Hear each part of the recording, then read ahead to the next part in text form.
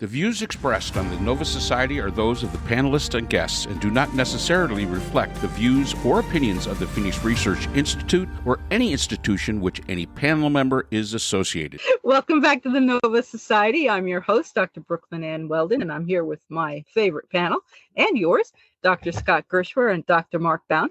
Today we will be answering listener emails, and we have a lot to get to. Wonderful questions from our listeners. Thank you. We have a question from Peter, who lives in Norman, Oklahoma, and Peter asks, well, that didn't take long. Israel conducted an airstrike on the capital of Qatar to eliminate the Hamas leadership, and the world is losing its mind. Even Trumpy Trump is complaining. Reports are that the airstrike failed to accomplish its goal. So my question is, since Qatar is a major player in the peace negotiations, how do you see this impacting any further advances toward a peaceful resolution? Did Israel make a major mistake undertaking this mission?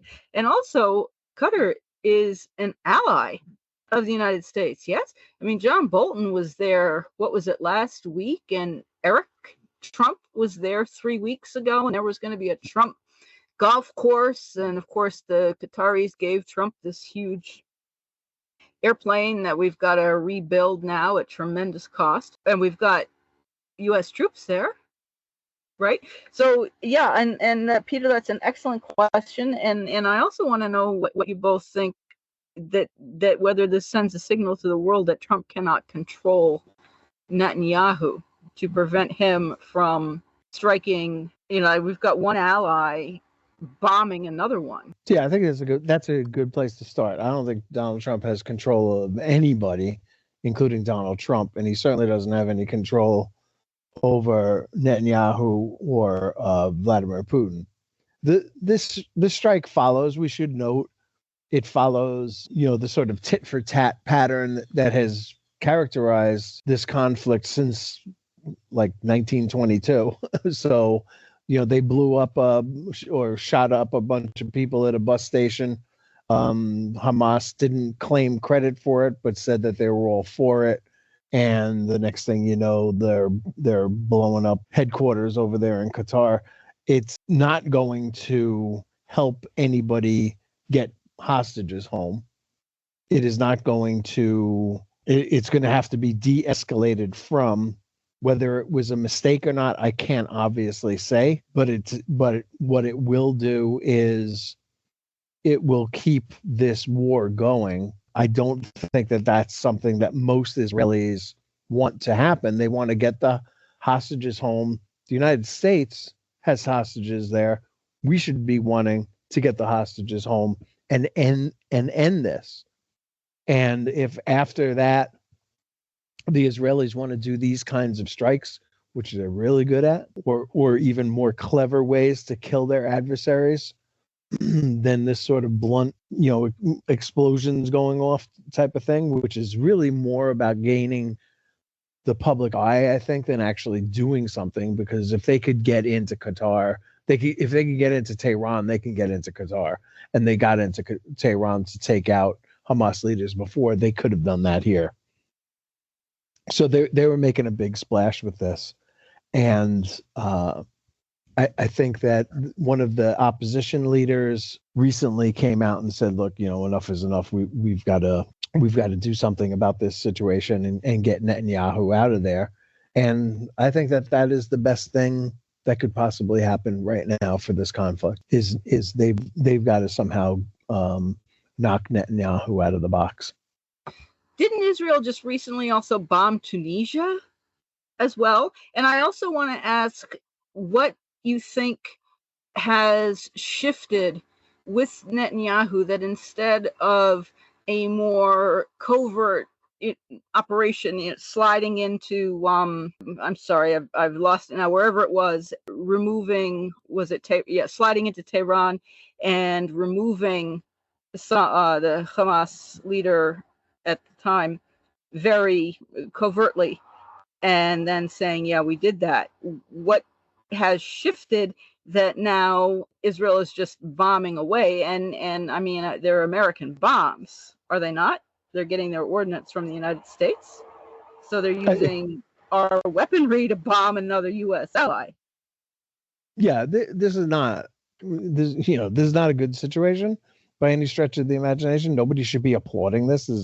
It is really crazy. I'm not going to mourn the death of any Hamas people, but I do think that this was a egregious act. I understand if they shoot up a bus station, we're gonna hit them harder than we've ever hit them before, and that's just the way the Israelis try to deter their enemies. But this isn't deterring anybody. This is not this is not the end. I mean, this is just starts the cycle of fighting all over again. So there's nothing good here. Qatar has always been a reliable ally. I mean, and let's face it, in the Middle East, that's a very difficult thing to say you have one.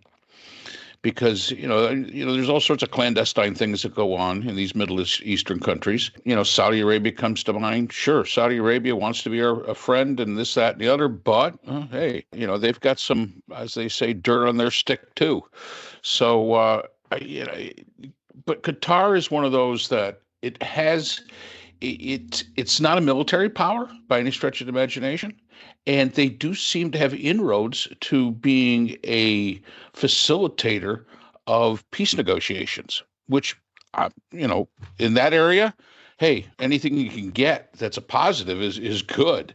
So bombing the capital of Qatar without informing the Qataris, all for the purpose of killing Hamas. And so my question is what was Hamas's leadership doing there? If they were there on a diplomatic mission, and this was to move forward in the peace process, then that's a little bit of a backhanded way for Israel to take it.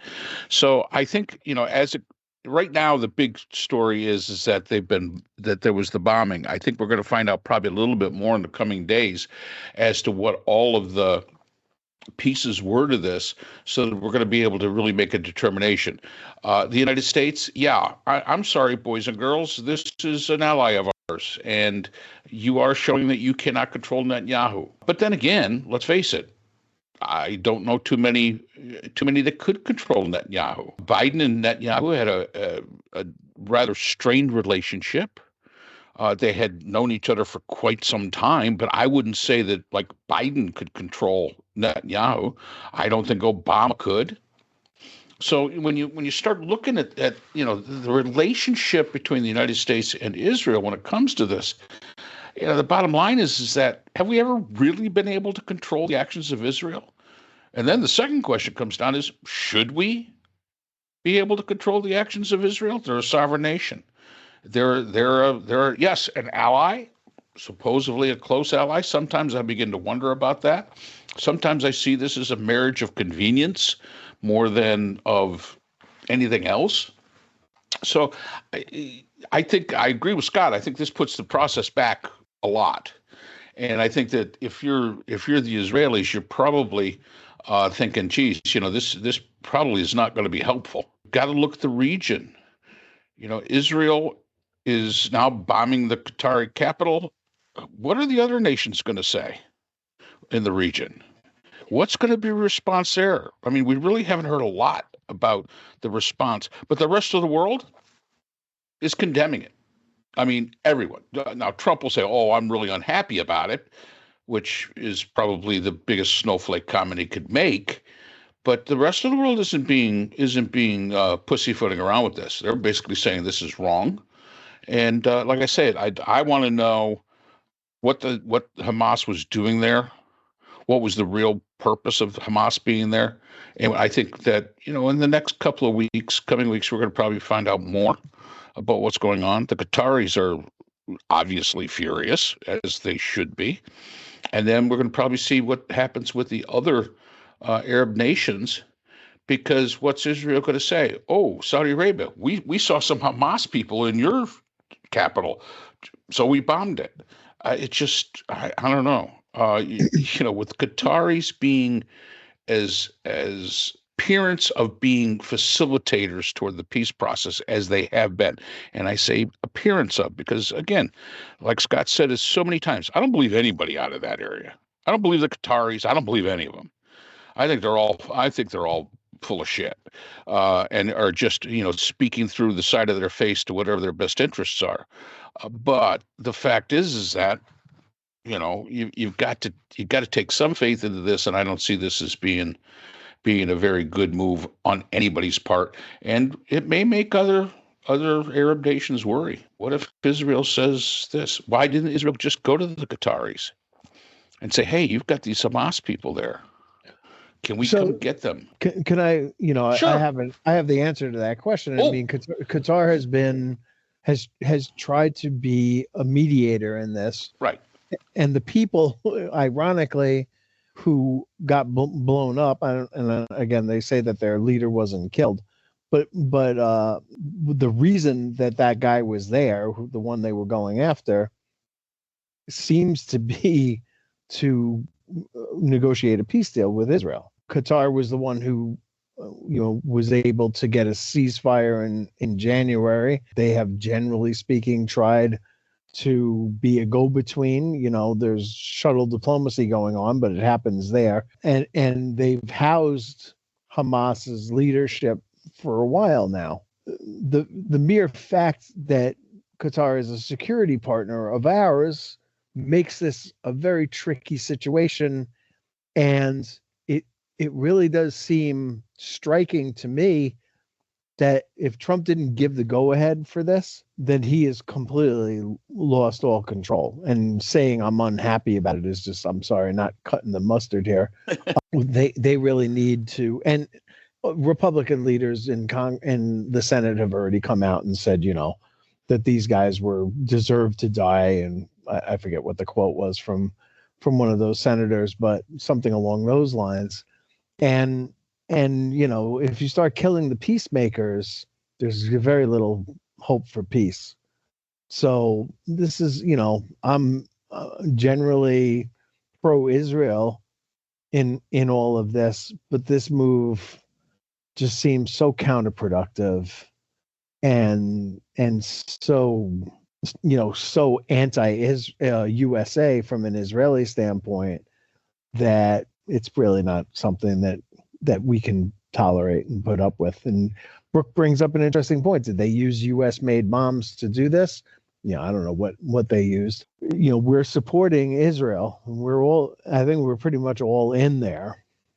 Trump keeps talking about, bouncing out all the Gazans and opening up Atlantic City on the Med there, which I don't think is realistic in any way, shape, or form. It is one of the dumbest ideas I think I've ever heard, actually. And, asking these people to give up a struggle that they've been pretty adamant about for about 100 years now seems, just seems like clueless. And, so, and the latest news from the U.S. is that Trump has asked Jared Kushner to sort of get in there and get a thing going there, which I'm sure Jared Kushner is just dying to do, sitting on a pile of money from the Saudis and other people there, and doesn't want to get involved in this, I'm sure. So, there's no positives out of this thing. Did Hamas do the wrong thing by going into Israel and shooting up a bus stop? Yes, absolutely. People died. It's a horrible escalation. This is a horrible escalation. There's going to be another horrible escalation. It's going to escalate and escalate and escalate until finally it escalates to the point where nobody can take it anymore and they have to do something. Now, if the escalation turns out to be killing hostages or killing a hostage, that is a tragedy that Netanyahu is going to have some blood on his hands, because, they were moving in a direction, I think, of having this thing end. And you can't we know that the provocations are going to be there, but you can't snap after every provocation, and you can't bomb a U.S. ally in a country where U.S. troops are stationed with U.S. bombs and expect any kind of goodwill to come out of it. It's just wrong. And especially if we consider that they were there by invitation to discuss peace. I mean, it's always been a thing throughout civilization that, and I'm not going to call, and again, this is not saying that people of Hamas are good people. They're not. They're not under any stretch of imagination. But the fact is that it's always been, you don't kill the ambassadors or the representatives that are there in talks. And that's been that way forever. You just don't do it. It is not the civilized thing to do. And I agree with Scott. You've got troops on the ground in Qatar that are U.S. troops. Does this put them in any kind of danger? How much backlash toward the United States will come back to this? And I don't think we've really found that out either. Right now, everybody's concentrating on Israel and the action. But, these kind of things always come back and bite the U.S. on the ass. Plain and simple. They always come back and bite us in some way. And so the question is going to be, how is this going to bite us this time? And, well, I guess we will find out going forward. Yeah. And I just wanted to say one more thing, because I do think this is important. The peacemakers of Hamas are, I don't know what, like the warlike people in most other places. Like, the peacemakers here are not a bunch of like really peaceful people who just want the best thing for everybody. And, they're really only there to make peace, and they're not doing anything else. That is not what Hamas is. Hamas is clearly a death cult. The more Arabs that get killed, the more Jews that get killed, they couldn't be happier. It doesn't matter to them. And so when I say that these are the peacemakers, yes, they are the peacemakers, but I'm sure that some of the people who are in this peace team for Hamas are amongst the most bloodthirsty terrorists that the world has ever seen. So, I'm not saying that I condemn Israel for killing these people, because I believe they need to die. What I am saying is that this wasn't the time or the place, and that they really do need to start winding this thing down and finding a different tactic to go after Hamas, because at this point we're getting diminishing returns, I think. And really, the Israeli people are demanding every night that these hostages come home, and that should be the first priority. Yeah, and you know what, Scott, I agree with you. And when you're dealing with an organization like Hamas, the question comes down to is why are you even bothering to try to sue for peace? Look for a peaceful situation, because they're the worst of the worst. But when you've got an organization, as you say, that's a death cult, that's the worst of the worst. Anybody that's at least willing to sit down is, and again, it's all relative, of course. It's like saying, well, those Nazis that wanted to sit down and they were still bloodthirsty Nazis, but they wanted to sit down, but at least they were willing to sit down. It's the company you keep. And I totally agree. I killing these people, okay. This may be the right move, but the timing was really bad. Where it was done was really bad. And I think it's going to leave a nasty taste in a lot of people's mouths, because the bottom line is that at least they were there to, at least on appearance, look to finding a peaceful solution. Whether they were or they weren't is unknown. But the fact is that we have to look at this. We have to say it's bad move. And my concern mostly is going to be, of course, the world has already turned on Israel years ago. How is this going to affect us, and in what position are we in to deal with that impact with the bumbling idiot that we've got as the leader of the nation? So, yeah. Well, I was thinking, Scott, about what you were saying about relative awfulness. And looking at a group like Boko Haram, for example, they're not exactly the sweet and kindly individuals, and they haven't offered to sit down to do anything. As you have both said, at least if a group seems willing to sit down, I think the last thing that someone else would want to do on the opposing side would be to send off a bomb and bomb the capital of the host nation, and then say, hooray, we just bombed, the peacekeepers, and oh, by the way, we're going to we're going to bomb somebody else, or we're going to do this, or we're going to do that, and we're quite proud of what we did. rather than saying, oh, we didn't do anything, or we don't know what happened, or whatever it might be. That Trump's idea of making peace is one side surrenders, the side that he Exactly. chooses. I mean, it shows a close interpersonal relationship and a bias. Right. Absolutely. But I don't think that. Well, no, anybody you said from the United States is going to have a bias. Or certainly representing Trump. I mean, you could probably send a contingent of people who are not as biased as anybody related to Trump is, but Trump is. And look, he's done this before, right? Exactly. His solution to Afghanistan was, let's surrender a country that we've been fighting for 21 years, basically. And we'll host the Taliban. Right. And the Taliban is still involved in this. Oh, well, we'll give the country to the Taliban. It's exactly what we went to war there in 2001 to stop. Yeah, and we'll host them here. And I don't know how he just blithely gives that away and nobody calls him out on it, but that happened. So he's back in office again. And he's doing the same thing with Ukraine, where he basically says, Ukraine, give up Crimea, which had been part of Ukraine, give up Donetsk and the parts of the country that Russia wants, and then later on Russia can come back and get the rest of it when they've had some rest and time to retool and get their army back together again and arm up. It's a ridiculous quirk of his, I guess, is what it is, that he decides, oh, well, these people should win and these people should lose, and then we're just going to make that happen. And he's decided a long time ago, the Israelis should win and the Palestinians should lose, and this is part and parcel of that. And he'll find his way. He did the Abraham Accords, which basically made peace with people who had never had any beef with Israel, like never fought a war with Israel. Now, if you do the hard work and you get the Saudis aboard, that's a real thing. That's a real accomplishment. It hasn't happened yet. It almost happened, but it didn't.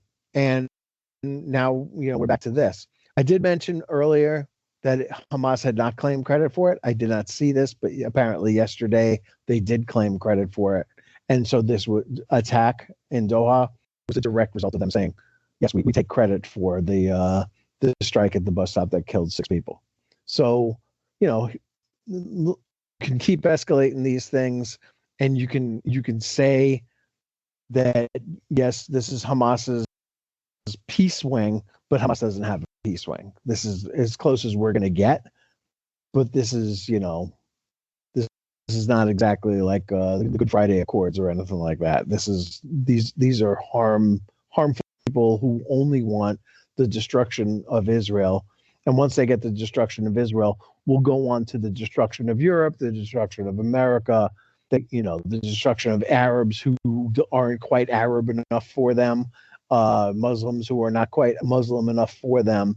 This is not, there's no peaceful solution when it comes to Hamas. But you can stop this conflict.